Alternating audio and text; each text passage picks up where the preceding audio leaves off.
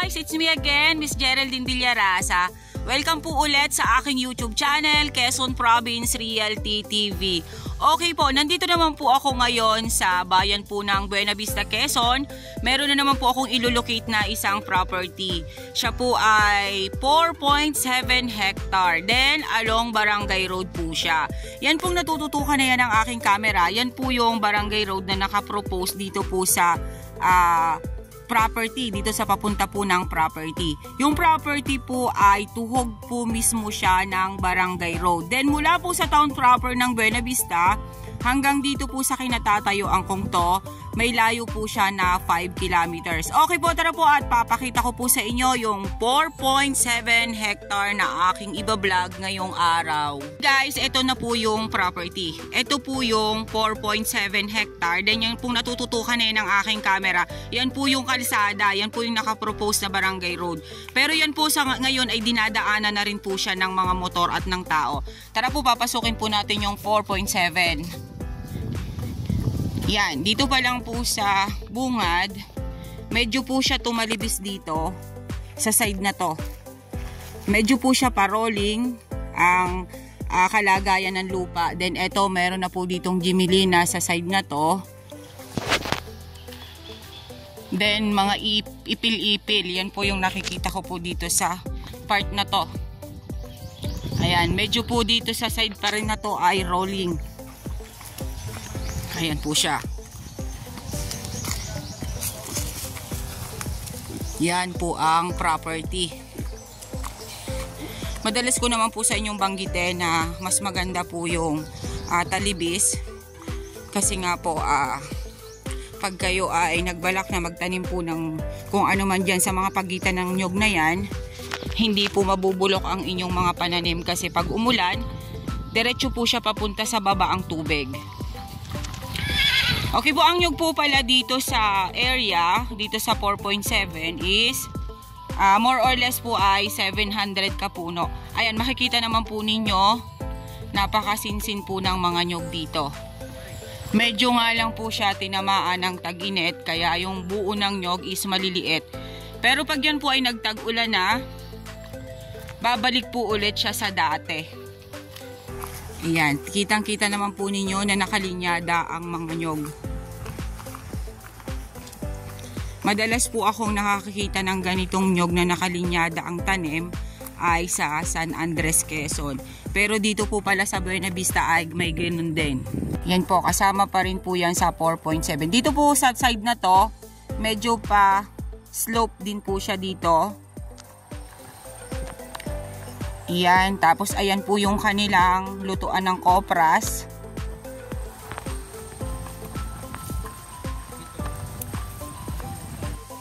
Okay po, source of water po dito isa pa, nandito po mismo sa loob ng property.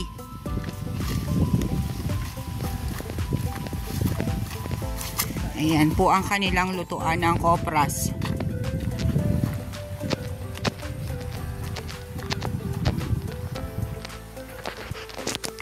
Ito pong property is medyo overlooking. Ayan, dito po sa side na yan, ang dami pa rin po niyang nyog. Ayan, meron pa rin pong langka dun sa side na yon. Then, Indian Mingo again, Lukban, yun po ang nakita kong fruit bearings dito sa property. Ayan po, kalumpit po ang tawag niyan dito sa amin sa Quezon. Kinakain po niyan ang bunga.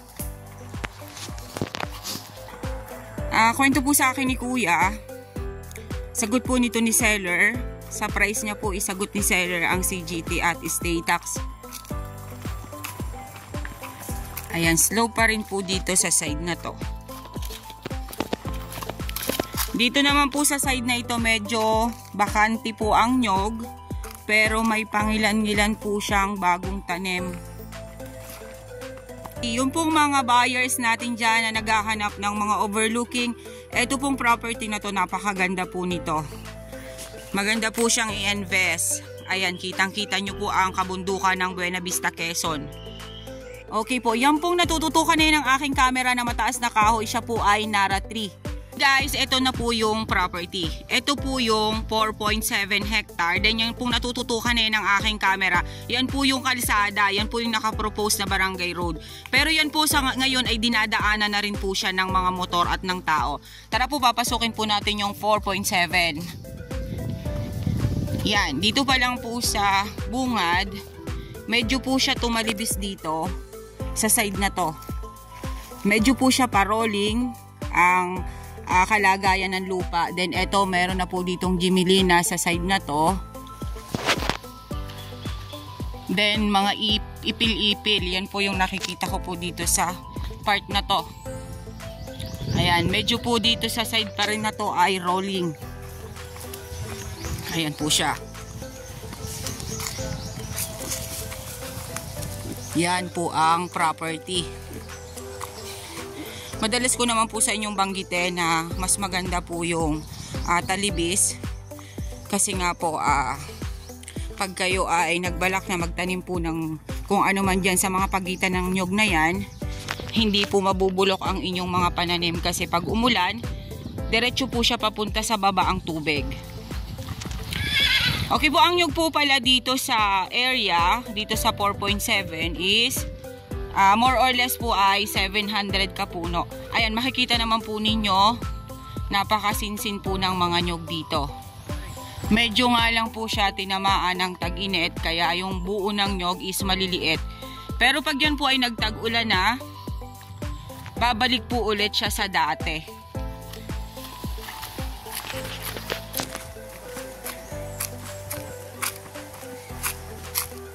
Ayan, kitang-kita naman po ninyo na nakalinyada ang mga nyog.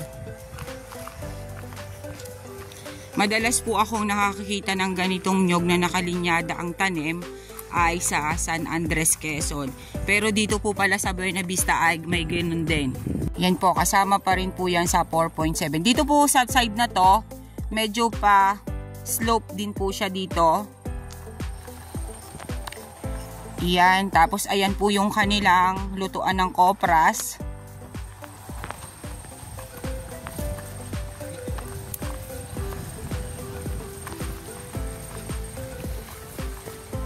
Medyo po talaga maliliit ang buo ng nyog. Kuya, anong source ng tubig dito? May sapa po sa baba. Nasa loob po ng property yung sapa o boundaries? Okay po.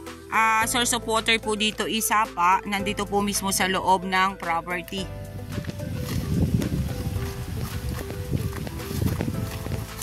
Ayan po ang kanilang lutuan ng kopras.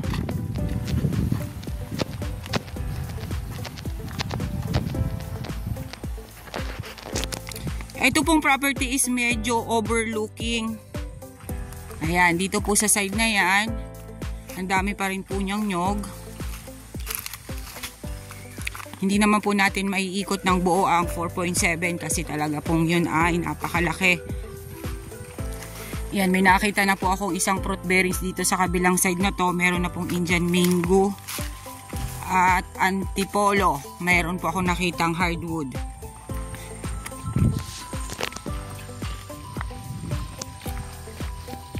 Yan, pa-slope po talaga ang area.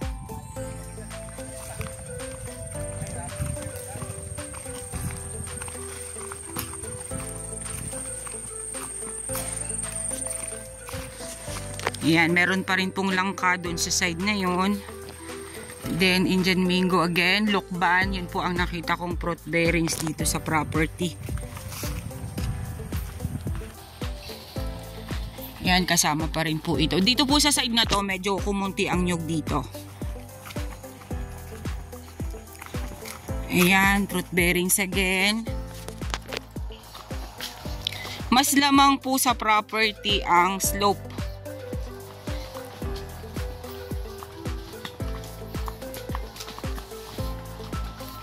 Ano to kuyang kahoy?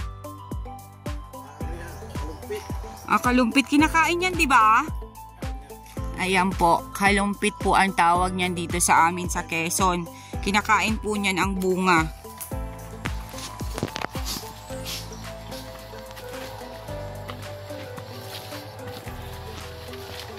Slope pa rin po dito sa side na to. Kwento po sa akin ni Kuya, sagot po nito ni seller.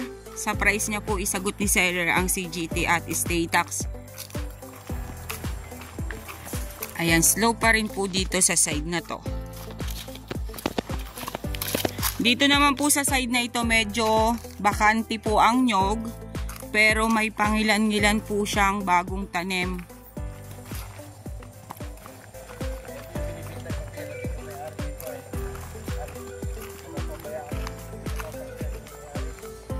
Yan, slope pa rin po yan sa side na yan.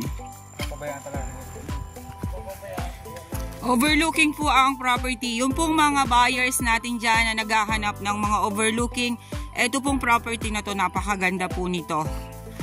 Maganda po siyang i-invest. Ayan, kitang-kita nyo po ang kabundukan ng Buena Vista, Quezon. Yan, tara sa Nara, Kuya. Malaki na ba yung Nara? Yun yung mataas na yan. Okay po, yan pong natututukan na yun ng aking camera na mataas na kahoy. Siya po ay Nara 3. Ayan, ito pong side na yan ay Antipolo. Isa din po yan sa pinakang matigas na kahoy dito sa amin sa Quezon. Po yan naman po yung kabilang side na papunta po doon sa may kalsada. Kasi kanina po yung pinag-umpisahanan ko, yung po yung start ng property doon sa Barangay Road na nakapropose. Then ito naman po, pupunta naman po tayo doon sa may pabandang padulo nung Barangay Road. Yan, ito po yung baba niya. Then meron po diyang bamboo.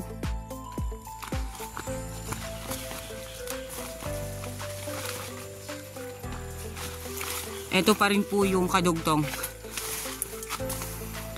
Ito na po yung sa may gilid ng kalsada. Ayan siya. Slope pa rin po ang kalagayan ng property dito. Magandang araw po. Ayan.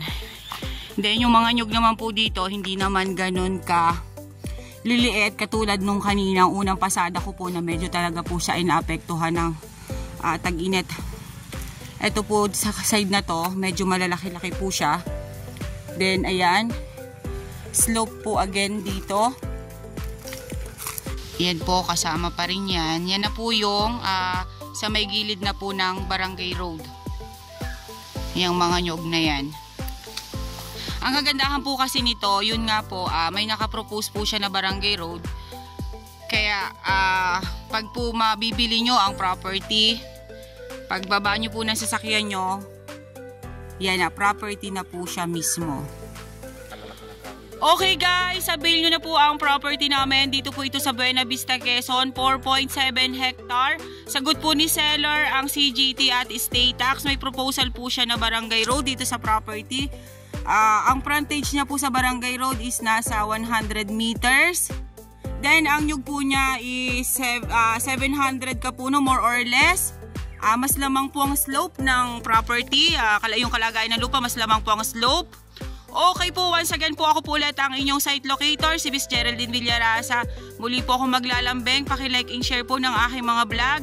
And paki-subscribe na rin po ng aking YouTube channel. Ang aking pong number ay nasa inyong mga screen. Andyan po ang aking WhatsApp at Viber. Ako po mismo ang inyong makakausap. Okay po, thank you po for watching!